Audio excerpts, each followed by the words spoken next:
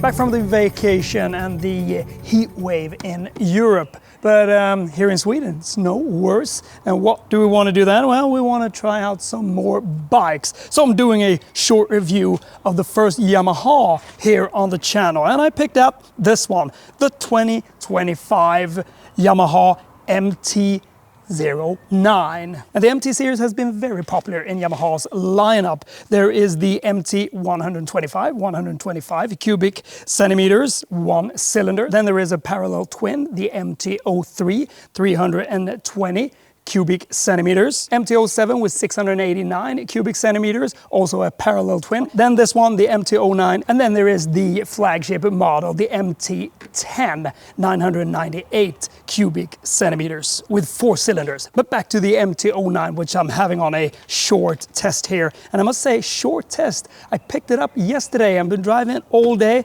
and I find this one very appealing. This well-renowned CP3 3-cylinder engine, it is just a breeze to drive, but it's also a thrill that I didn't really think it was going to be. I compare it a bit to the Ducati Street Fighter V4S. That one is a bit more extreme, but I must say that the thrill that this one gives me, it's not far off actually, and it's much more manageable as a day-to-day bike. So it provides you with 119 horsepower, 90 newton meters of torque at 7,000 RPM. But one of the most spectacular things about it is how effective that torque band is, from low RPM up into the mid-range, and then of course you can rev it out all the way to 10,000 RPM. But it's so good, and together with this, one of the most slickest and smoothest quick shifting gearboxes that I've tried out on a bike, it's just so effective when you want to drive really, really fast. But that's where it's got its name from, MT, Master of Torque. And Yamaha is a big company, and of course they've always been very high on tech. They also do instruments, and one thing about this one is that you are provided with some sort of speakers here that lets the inlet sound be amplified up towards you as a rider, and also the sound from the exhaust, well, that is let in through these speakers, and you can feel that in the mid-range when you throttle away. It's pretty good.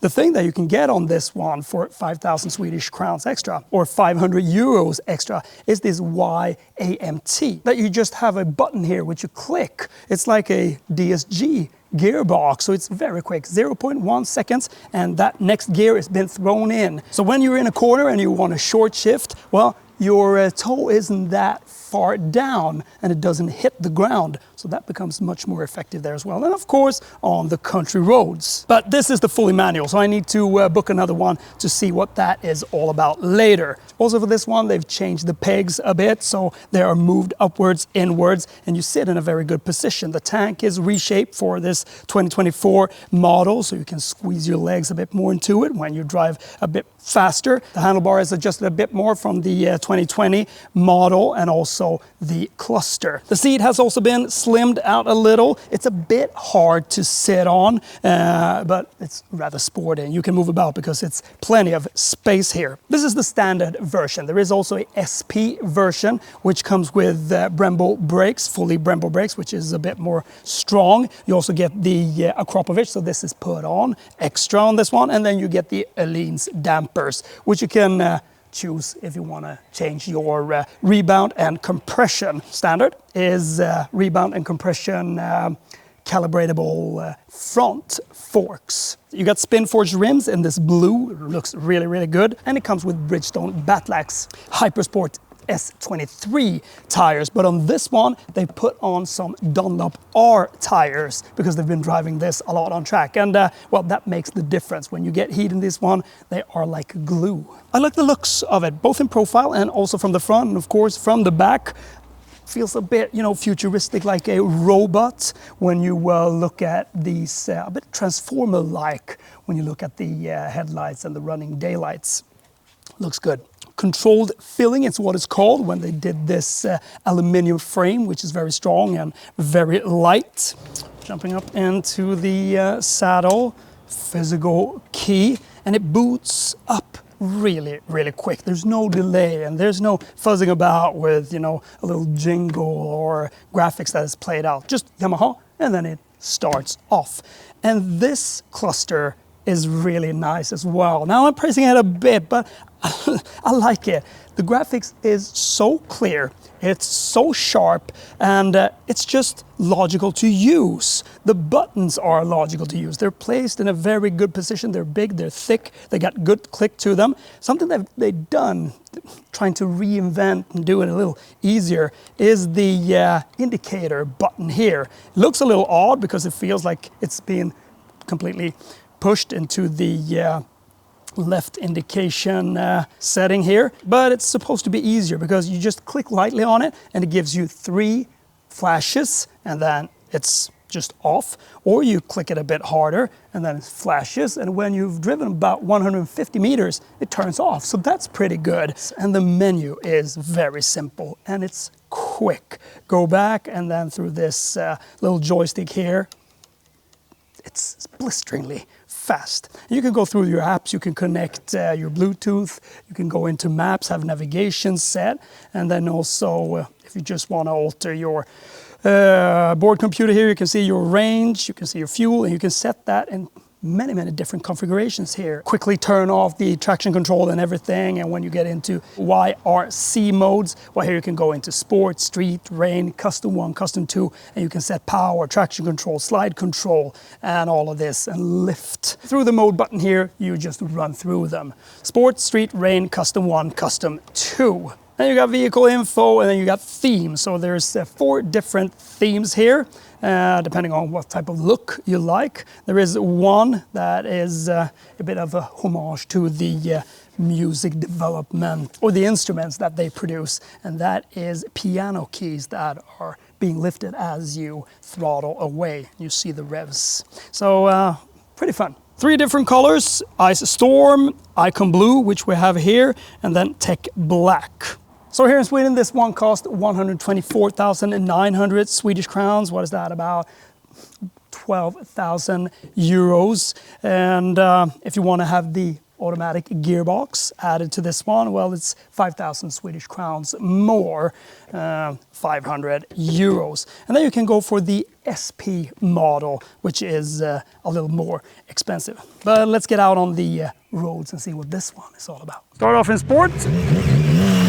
When you start rolling off, there's a little extra throttle that is being put onto it, so it can become a little juddery, and that is because it shouldn't be stalled. And it is really awake. Master of torque, maybe a little corny, but there is really good mid-range torque in this one. You can feel it, and it's like it's very much there all the time on all gears. And together with this updated quick shifter, which you find in many bikes nowadays, I find this one to be extremely slick. And I mean, master of torque on low revs, 5th gear, and it just flies. I mean, it feels like there's more horsepower than 119 on this one.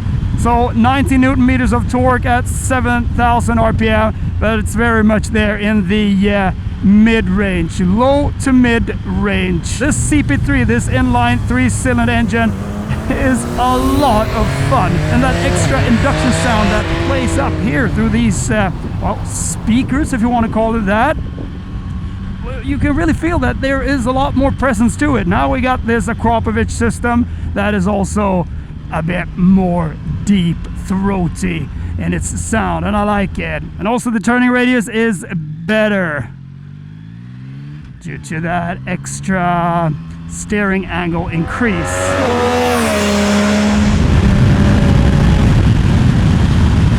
This is a very quick bike.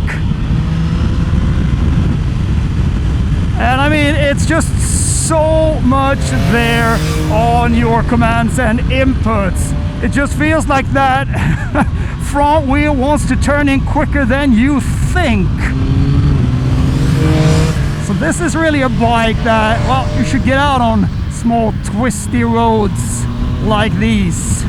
And that extra leans dampers at the back, which you can change the compression and rebound. Well, that makes it even more sporty, and that comes on the SP model, which also comes with stronger brakes. But I think that this more than well does the job. The best thing is how it mixes some sort of easygoing style. Many bikes does that, and also many naked bikes, but this one you can really tone it down, and driving it around in town, that's also what it's meant for, because it's so flexible, so easy. Doesn't feel heavy at all. You sit in a great position, you can stretch out, you can maneuver yourself and set yourself in different positions. Just feels fine. But yeah, the seat is not the most comfy, so you might need a bit of padding in your pants. The brakes are, I mean, strong. There is something that I would like to have a little more bite, because you really need to force power into them. Because when this one kicks off as quick as it does, you just want to be as quick on the brakes to slow it down before the corner. It feels like, oh, it doesn't really keep up with the speed. So that's one thing that I've noticed when I've been driving a bit more active. You push hard, and then the corner's there, and just want to slam the brakes a bit harder, let off, do a little trail. It's not really there. Not uncomforting, of course not. I mean, they're strong, they're really strong, but they would need that extra little bite. But I like how the wind is not just ripping you off, as that's very common on naked bikes. Doesn't feel like that in this one, because the seating position and the angle of it, of how you're positioned, is a little bit better. The pegs has been moved a little, a couple of millimeters, so you have a little better seating and leg positioning compared to the 2020 model. It's just so alive, this one. It's just the brakes. When you want to slow down a little quicker, it's not really there, but the grip from these Dunlop tires, which are a bit more track focused, they just give you plenty of control. These are the roads that are really, really fun.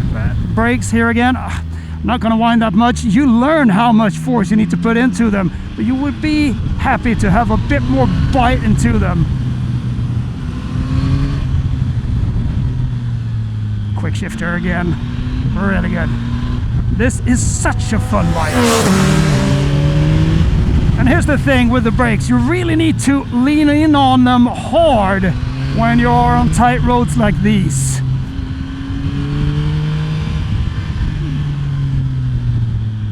But it's got so much control. Beautiful, this is beautiful. I mean, this is fun. This is really fun. A naked bike at its best. And I think that this power, what you don't need anymore, because the thrills that this one gives me is just so composed, and controlling it with all these systems, with the power setting, traction control, slide control. Well, it becomes a bike that you can have so much fun on, both on the country roads and on track.